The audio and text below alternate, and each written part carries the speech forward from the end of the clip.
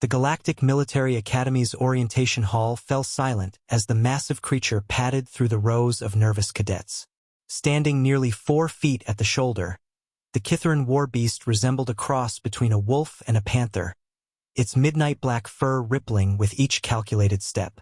Crimson eyes swept across the assembled recruits from dozens of species, each one representing the finest their worlds had to offer. Ryan Martinez kept his breathing steady as the beast approached his section. Around him, cadets from various alien species, tall, ethereal aliens, kitten-like Cypherians, crystalline Vortons, all maintained rigid military posture, despite the obvious tension radiating from their forms. The only other human in their unit, Emma-chan, stood 3 rows ahead, her dark hair pulled back in regulation style, shoulders squared with characteristic human determination. The War Beast will select 1 cadet to bond with, announced Commander Thrax, his reptilian voice carrying across the vast hall. This bond has been sacred to our military for over 3 millennia. The chosen cadet will become the Beast's partner for the duration of their service. The selection process has never been wrong. Ryan had read about the Kytherian War Beasts during his pre-deployment studies. Originally apex predators from a death world with gravity nearly twice that of Earth, they had been uplifted by the Galactic Confederation centuries ago. Their intelligence rivaled that of most sentient species, and their combat capabilities were legendary. To be chosen by one was considered the highest honor a cadet could receive.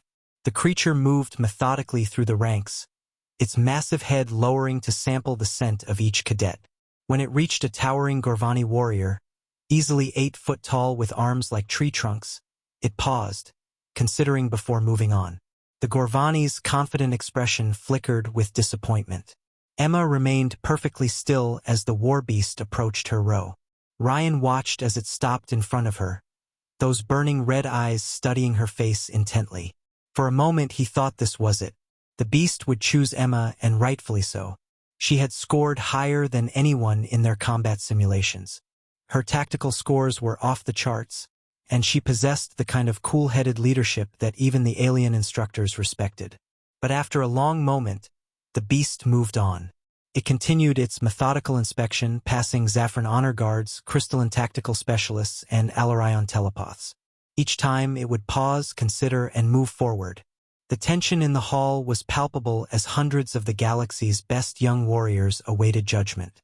When the War Beast finally reached Ryan's row, he felt his heart hammering against his ribs. The creature was even more imposing up close, its presence radiating an aura of controlled violence and ancient wisdom.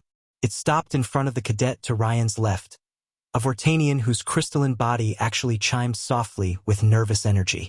The beast's massive head swung toward Ryan.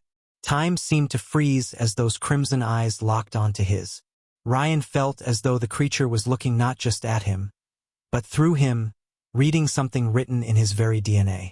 The War Beast's nostrils flared, sampling his scent with an intensity that made several nearby cadets shift uncomfortably. Then, to everyone's shock, the massive predator sat down directly in front of Ryan. The hall erupted in whispers and gasps. Commander Thrax's scaled features showed genuine surprise.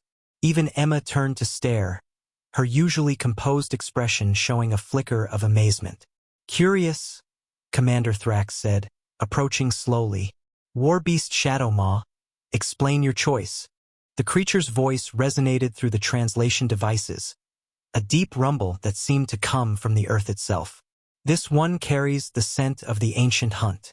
His kind are pack hunters who conquered their world not through individual strength, but through cooperation, persistence, and the willingness to pursue prey far larger and more dangerous than themselves." Ryan felt every eye in the hall focusing on him.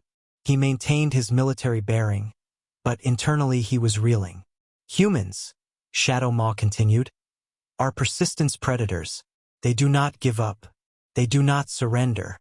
When wounded, they become more dangerous. When cornered, they improvise. When facing impossible odds, they find ways to make the impossible merely improbable." The War Beast's head tilted slightly.